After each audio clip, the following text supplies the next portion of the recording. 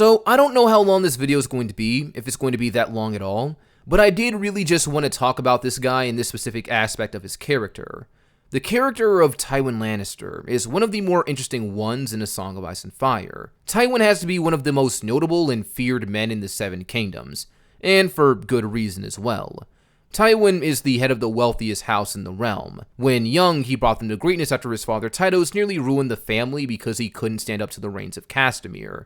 He wiped out that entire family because they wouldn't pay their debts back to his own, and even wrote a song about their demise to intimidate anyone else who might dare cross him. He was even best friends with King Aerys at one point too when they were younger, before he was ever king, and before the world knew him as Mad. He served loyally as his hand for a time, and it even got to the point where he was so good at his job, people would joke that he was the real king of Westeros. If any man had made his way into the history books and made sure his family name would be remembered for years to come, it would definitely be Tywin Lannister. Wherever he goes, this man has a presence about him that demands recognition, and in the Game of Thrones show, a lot of that presence is certainly because of his actor Charles Dance, who really delivers on his performance of this unyielding and cruel lord of House Lannister. Tywin is quite the infamous man, for reasons I've said before, and much more. He is a great man. Not a good man, but a great one in all honesty. That will go down in history. But for all Tywin's greatness and his accomplishments, like having a wealthy family, a daughter who becomes queen, a renowned and infamous son in Jaime, and grandchildren in line to be rulers, I can't help but notice that through all of his talks about family and duty, and even the way he looks down on other characters, is that Tywin Lannister is a massive hypocrite. It's insane if I'm being honest, and I know I probably shouldn't be surprised by that fact. Tywin is an obsessive megalomaniac, trying to force the world and even the people closest to him, his own family, to bend to his will and dance on his strings, and does so regardless of how cruel it may be. Like for Cersei and trying to force her to remarry despite everything she endured with Robert, and constantly knocking down his youngest son Tyrion whenever he gets the chance for things that were out of his control, like being born a dwarf. And I think Tyrion is really where I want to start when it comes to talking about the hypocrisy of his father. Now, something common that we see with Tyrion is that he's often called a monster by the people around him, and it's no secret why. It's a very big focal point of the series and this character as a whole. Being born a dwarf has been very detrimental to not only Tyrion's life, but the way people perceive him as a result. This is especially true with his father, but there are layers to Tywin's hate. He hates Tyrion for being a dwarf, as I said, but deeper than that, he really hates Tyrion for being a stain on his perfect family. For a guy like Tywin, a son like Tyrion is a slap in the face, especially since in his eyes, his other children are truly things to behold. Cersei is very beautiful, and a very desirable match when it comes to making alliances.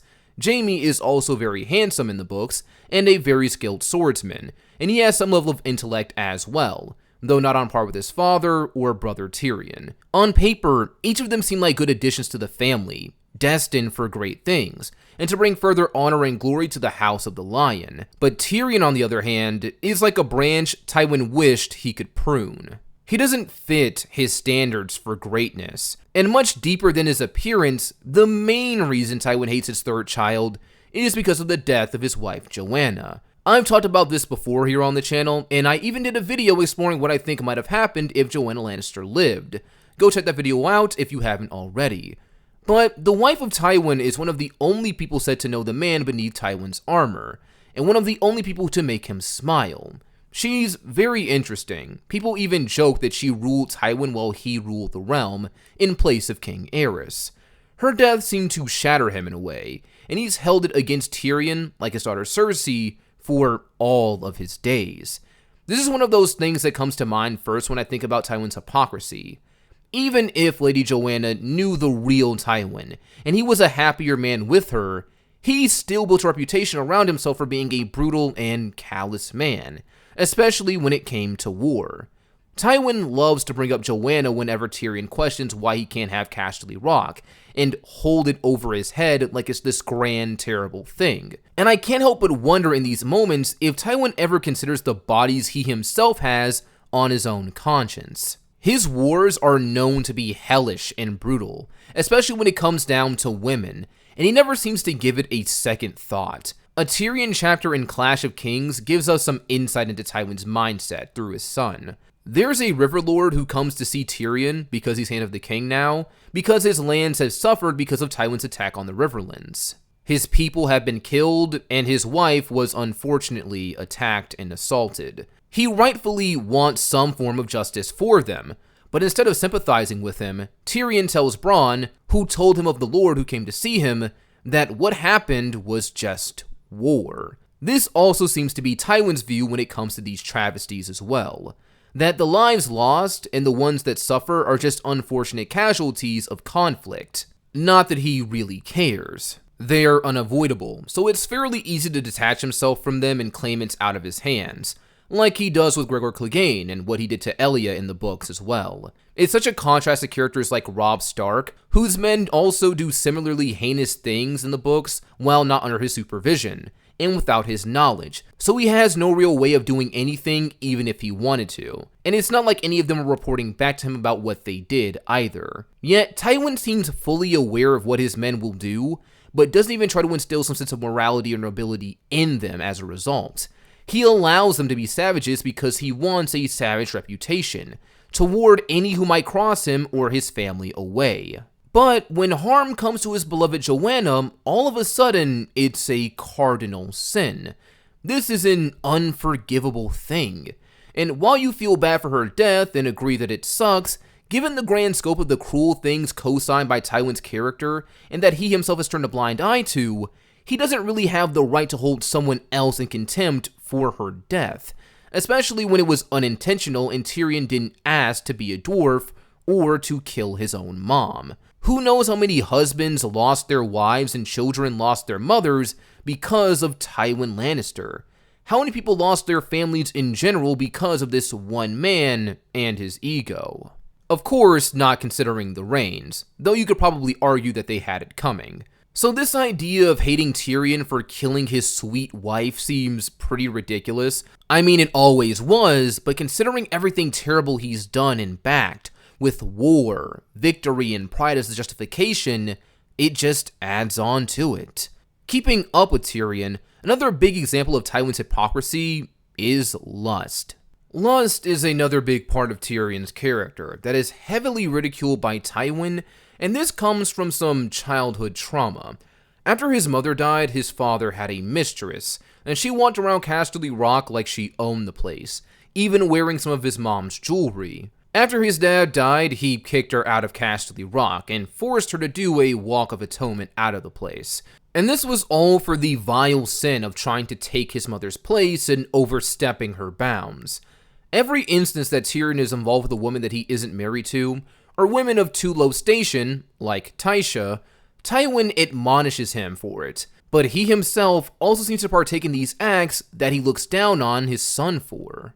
In both the show and books, after Tyrion's trial for supposedly killing Joffrey, he decides to have his way with Shae, and in the books even gives her some jewelry to wear as well, like his father's mistress once did with his mother's jewels. So it seems that event struck a deeper chord than we expected.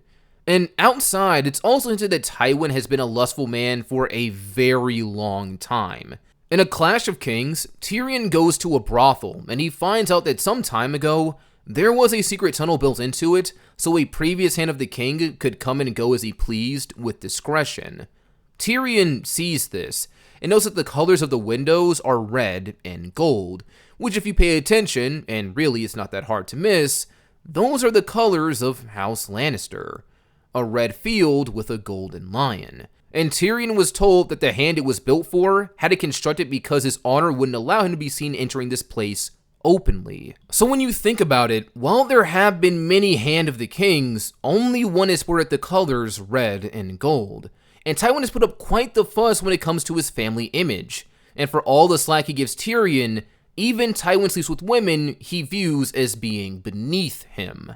Like Shae. He just keeps it a secret. The incorruptible Tywin has more in common with Tyrion than he wants to admit, further adding to the hypocrisy of his character if he really was the one who had the passage constructed. In some ways, I might even argue that he's worse than Tyrion, in some aspects, if he's willing to go that far just to get laid and not feel bad about it later. Beyond that, what I really think sticks out about Tywin is how he structures his family, around this idea of image and legacy. Tywin Lannister wants to create something that will outlast him long after he is dead. He wants power, he wants his family to be remembered, and he's willing to do anything to achieve that, whether it's wiping out entire families to send a message, or ravaging lands for a son he doesn't even like, or forcing his children to marry against their will, for the sake of the family. That always seems to be his reasoning. But it's another thing that I happen to find funny, especially when it comes to the topic of marriage. For all his insistence of securing the family line and alliances through marriage pacts, it strikes me as odd that Tywin never holds himself to that same standard. After Joanna died, he had every right to grieve his wife and mourn her loss, but for a guy who seems so obsessed with the strength of his family, he never once seems to consider remarrying. It's made a point in both the books and show that Cersei is still young even after her marriage to Robert. She hasn't even hit her late 30s yet, and she's still capable of having more kids, which is one of the reasons he plans to marry her off to Willis Tyrell in the books to secure an alliance with his family, though this was Loras in the show and he was an only child there. With that knowledge in mind, it's fairly strange that he never remarried after Joanna, because like Cersei, he was still relatively young when she passed. He was in his 30s, and if Walder Frey can keep popping them out, Tywin Lannister definitely could have. But he never does. And it's not like he was undesirable either, at least not like Tyrion. He was the Lord of Casterly Rock, a wealthy man who served as Hand of the King. He was feared, with a mind for war and politics. Anyone would jump at the chance to marry off their daughters to this guy. It's even made a point in the books that when he would go looking to buy Valyrian steel swords from lesser families, the people were more eager to offer up their daughters than their swords when a Lannister came knocking. He would have had no issue getting a higher profile match, in my opinion, and potentially producing more sons that could have replaced Tyrion, since he doesn't like him that much and wants a different heir. But instead, he chooses to remain a widow, and leave all the heavy lifting to his kids and stubbornly clings to the idea that Jaime is his heir, even after he takes the White Cloak. It's insane how he shoves this standard down their throats, of his children swallowing their feelings for the sake of duty, while refusing to tend to his own when he was more than capable of doing so. Having more kids could have potentially done wonders for him. Maybe some of those failed marriage pacts might have actually gone through this time. He could have had more alliances, and as terrible as it is to say, more pieces to move about in his game, since that really seems to be how he views his kids. It really seems like he clings to the memory of Joanna. He loved her, and her death broke him in some way, so he refused to remarry for the sake of his feelings and trauma, but he doesn't give that same courtesy to any of his kids, though. Classic rules for thee, but not for me. Everything he supposedly stands against, he somehow embodies, and it's even more interesting when you consider Cersei and Jaime's incest as well. Tywin refuses to entertain what he calls a disgusting lie, but in a way, he's also participated in this himself. Tywin's wife Joanna was his first cousin, and though it isn't recognized as such by Westeros, their marriage was still technically incestuous in nature, and most likely the entire reason that Tyrion was born a dwarf, assuming he's not the supposed son of Mad King Aerys, as some people like to claim. It can happen to anyone in all honesty, but I am inclined to believe that Tyrion being a dwarf is literally Tywin's fault, because he gave him more matching chromosomes than he should have.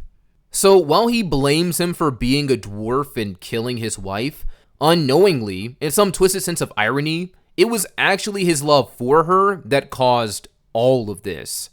So, in conclusion, Tywin Lannister is not nearly as pragmatic as he wants us all to think he is. While he may be known as a man that will go down in history and be remembered for years to come, there is still a fair amount of dirt on his golden fur. But that's all I have for you guys today. I hope you all enjoyed this little conversation I've had with you. Don't forget to like, subscribe, tell me your thoughts down below, and I will see you all next time.